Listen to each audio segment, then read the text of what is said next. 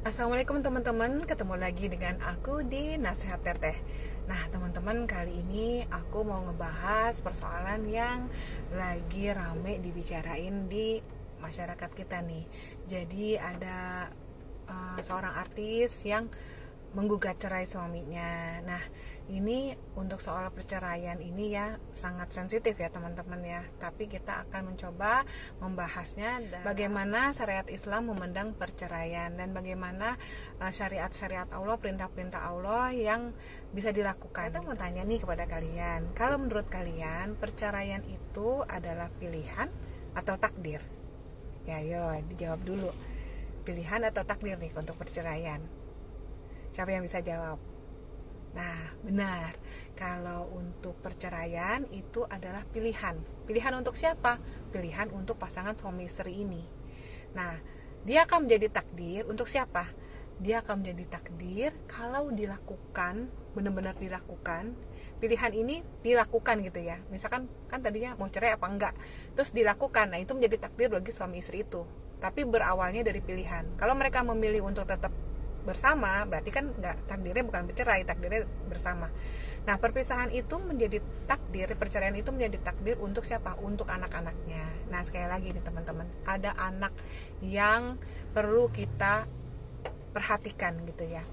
Karena perceraian itu adalah pilihan, maka setiap pilihan yang kita buat itu akan dimintai pertanggungjawabannya di hadapan Allah Subhanahu wa taala nanti di yaumil akhir, di akhirat kelak gitu. Jadi kita tuh hati-hati banget dalam hidup ini.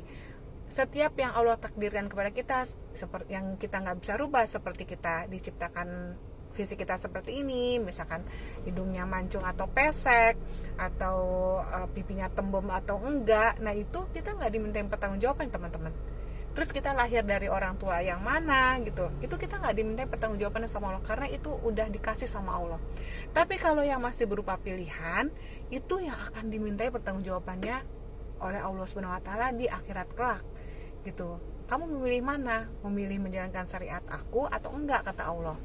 Kalau nasihat teteh ya, untuk alasan perceraian yang nggak sesuai dengan syariat, masih seputar tentang ekonomi, tentang perbedaan karakter, tentang ego, tentang perbedaan kultur budaya, tentang pokoknya kebutuhan bahasa cinta yang nggak terpenuhi gitu ya, baik dari pihak suami, pihak keluarga suami. Kalau misalkan masih sekitar seputaran itu sih menurut nasihat teteh ya lebih baik dipertahankan gitu kan. Coba deh kalau misalkan kita lihat ya, kita itu kan sebagai orang yang beriman pasti diuji sama Allah Subhanahu wa taala. Semuanya diuji, nggak ada yang enggak. Jadi jangan merasa sakit sendirian, jangan merasa menderita sendirian gitu loh. Semua diuji. Nah, makanya coba kita lihat kalau kisah-kisah para nabi terdahulu pada saat zaman Nabi Musa, ada Firaun. Nah, Firaun itu istrinya Asiyah namanya. Nah, beliau itu merupakan wanita solehah, sedangkan Fir'aunnya itu kejamnya luar biasa. Coba kalau jadi istrinya dia, istrinya Fir'aun, kita ngerasain jadi Bunda Asia gitu ya, pasti kan ya boro-boro mau diajak diskusi apa-apa sebenarnya juga udah dibunuh-bunuhin gitu ya. Nah itu kan jangan kan KDRT, ya aduh bisa sering-sering banget itu mah KDRT kali kalau masih Fir'aun ya. Nah tapi ini maksudnya teteh nih, kita ambil contoh dari keimanannya Bunda Asia, bahwa walaupun bersuamikan Fir'aun, tapi dia tetap bertahan, dia tetap dengan syariat Islam gitu loh, tetap nurut sama perintah Allah, bahwa sebagai seorang istri itu harus nurut sama suami. Nah, Bunda Asia itu nggak nurut sama suaminya sesuai dengan syariat Allah apabila seorang suami itu udah melanggar syariat Allah, udah menyuruh kita untuk melanggar perintah Allah, nah itu baru kita nggak boleh nurut gitu ya. Pada saat itu Bunda Asiyah itu disuruh menduakan Allah, disuruh mengakui Firaun suaminya sebagai Tuhan. Ya dia nggak mau, karena dia tahu bahwa Firaun suaminya itu manusia bukan Tuhan. Jadinya akhirnya dia bilang nggak mau gitu ya. Akhirnya dia disiksa sampai akhirnya dia meninggal dunia. Dan Allah Subhanahu Wa Taala menghadiahkan surga lah untuk Bunda Asiyah atas keimanannya, atas ketakwaannya kepada Allah Subhanahu wa taala. Nah, yang mau Teteh sampaikan di sini adalah suami kita kan juga bukan Firaun ya. Mungkin dia punya kesalahan, mungkin dia temperamen, dia mungkin suami kita itu nggak romantis, suami kita itu cuek gitu loh. Sedangkan kita itu senengnya yang romantis. Nah, itu mah disabar-sabarin aja gitu ya. Kita cari kebahagiaan, misalkan bisa ngobrol sama anak kayak gitu, atau enggak kita bisa me time gitu untuk memenuhi tangki cinta kita yang kosong gitu, dan kita bisa bercengkrama bersama Allah Subhanahu wa taala. Ya ngadu aja sama Allah, ya Allah, suami aku kok cuek banget sih, padahal aku tuh pengen dia romantis, pengen dia peluk-peluk aku gitu ya.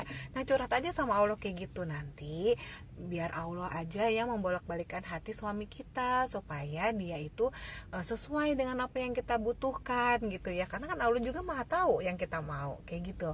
Nah, jadi saran Teteh, pertahankan aja, sabar aja sambil kita doain terus gitu ya.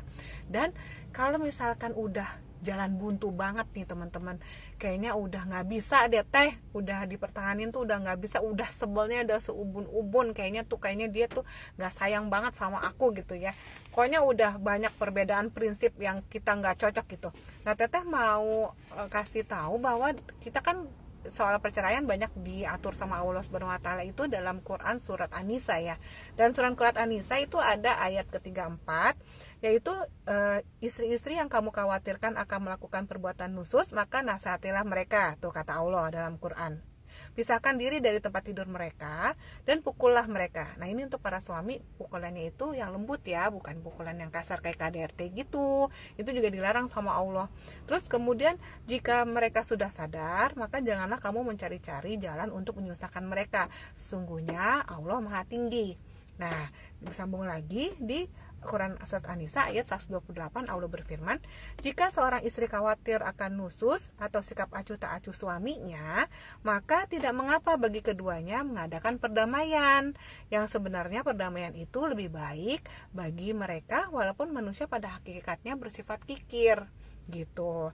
Dan di Quran surat An-Nisa ayat 35, dan jika kamu khawatir ada persengketaan antara keduanya, maka kirimkanlah seorang hakam atau juru damai dari keluarga laki-laki dan seorang hakam dari keluarga perempuan. Jika kedua orang hakam itu bermaksud mengadakan perbaikan, niscaya Allah akan memberi taufik kepada suami istri itu. Sesungguhnya Allah Maha mengetahui lagi Maha mengenal. Nah, jadi di sini Allah bilang ada proses-prosesnya gitu, ada tahap-tahapnya.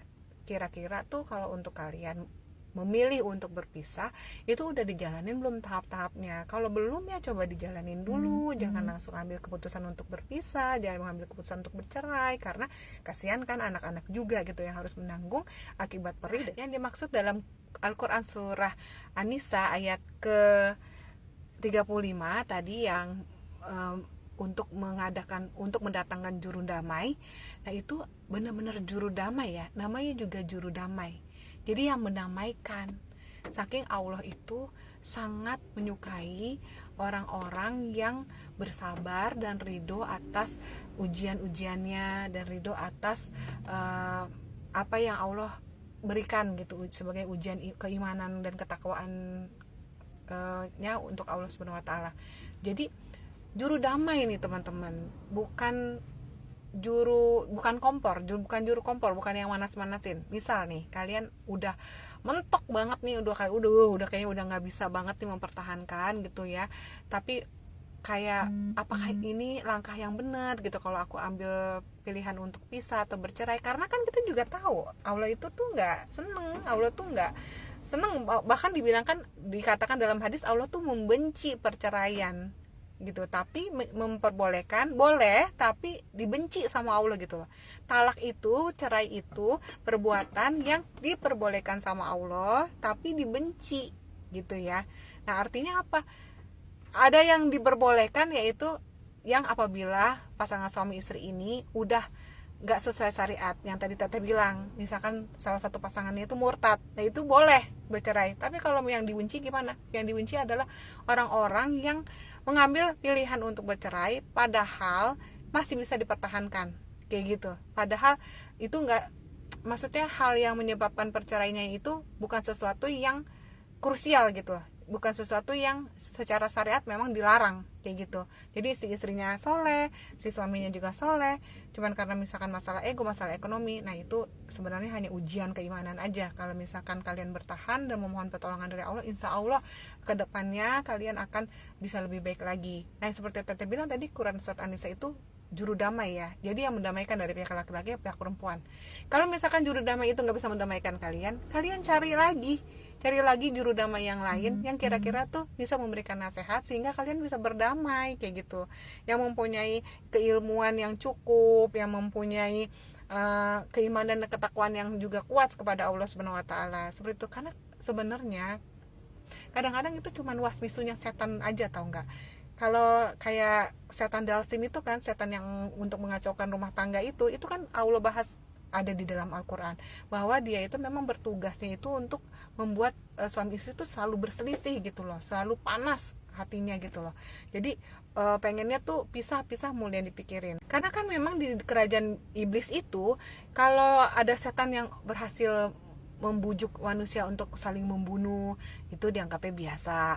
Membuat manusia berzina itu dianggapnya biasa. Membuat manusia maling itu dianggapnya biasa. Tapi pada saat ada setan yang melaporkan bahwa sudah membuat suami istri itu berpisah, bercerai, itu baru ditepokin dan dikasih jabatan yang sangat tinggi. Nah kayak gitu, karena efek dari perceraian itu teman-teman sangat luar biasa dampak negatifnya. Jadi kalau dibilangin lebih banyak manfaatnya atau mudaratnya, lebih banyak mudaratnya kemana-mana. Anak jadi terluka, jadi aib jadi dikeluarin. Coba bayangin ya, kalau misalkan di pengadilan nih, pasti deh yang tadinya kita saling mencintai, pada saat di pengadilan tadinya kita nggak mau ngomong, kita tahu nih kalau membuka aib orang itu berdosa hukumnya gitu ya. Nah tapi kalau di pengadilan pada saat mau memutuskan perceraian itu ditanya, emang kenapa sih kok kalian ini perceraian? Itu semua aib akan dikeluarkan supaya bisa bercerai kan. Yang aibnya suami dikeluarin, aibnya keluarganya suami juga dikeluarin, atau enggak pun sebaliknya, yang istri dikeluarin aibnya juga, keluarga istri juga dikeluarin aibnya gitu. Jadi tontonan orang banyak kan, itu kan sesuatu hal yang sangat dilarang dalam Islam gitu ya. Allah aja udah menutupi aib kita, nah kita ngebuka-buka aib orang lain gitu loh. Aduh, itu bener-bener hal yang negatif yang kita bisa lihat dari perceraian gitu ya teman-teman. Nah terus juga yang tadinya nih sang istri itu dinafkahi oleh suami, akhirnya dia harus bersusah-susah payah untuk mencari nafkah untuk dirinya sendiri gitu loh. Mungkin juga anaknya masih dinafkahin sama suaminya, tapi ada yang suami yang mungkin gak mau menafkahi karena udah sebel dong sama si istri. Jadi dia itu juga gak ada rasa simpati, empati gitu loh kepada anaknya juga, mungkin seperti itu ya. Atau kalau misalkan si anak nih membenci, misalkan seolah-olah nih misalkan si ayah yang salah gitu loh, jadi anaknya jadi benci sama ayahnya. Nah itu walaupun si orang tua, si ibunya nggak ngajarin kayak gitu, nah tapi kan dikiranya nanti dikirain ayahnya itu diajarin sama ibunya, padahal kan enggak. Tapi ya itu jadinya jadi kayak berburuk sangka aja gitu tiap saat. Nah itu adalah bagian dari negatif dari perceraian. Makanya sama Allah tuh dibenci banget, karena banyak banget mudaratnya teman-teman. Jadi saran atau nasihat teteh, kalau misalkan penyebab perceraiannya itu nggak sesuai sama syariat, lebih baik dipertahankan dan mohon pertolongan kepada Allah. Cari juru damai yang benar-benar bisa mendamaikan dan bisa memperbaiki rumah tangga kalian agar sesuai dengan syariat Allah, agar berada di dalam jalan Allah yang benar ya. Karena Allah itu nggak pernah menzolimi hambanya, tapi dosa-dosa kita lah yang membuat musibah itu datang kepada kehidupan kita. Jadi segeralah bertaubat, kembali kepada Allah, memohon pertolongan Allah dan kembali ke jalan Allah yang benar. Insya Allah Allah akan datangkan pertolongan ya segera ya, soleh-soleha. Semoga kita semua selalu senantiasa berada di dalam jalan yang Allah ridhoi dan senantiasa diberi taufik dan hidayah dan bimbingan untuk selalu membuat keputusan atau pilihan yang benar, pilihan yang diridhoi oleh Allah Subhanahu wa taala, Tuhan kita yang Maha Esa. Terima kasih sahabat udah menyimak. Barakallahu fikum jami'an. Semoga Allah memberkahi kita semua. Maafkan jika ada ucapan teteh yang salah, itu tidak sengaja dan mohon dimaafkan yang sebesar-besarnya. Wassalamualaikum warahmatullahi wabarakatuh.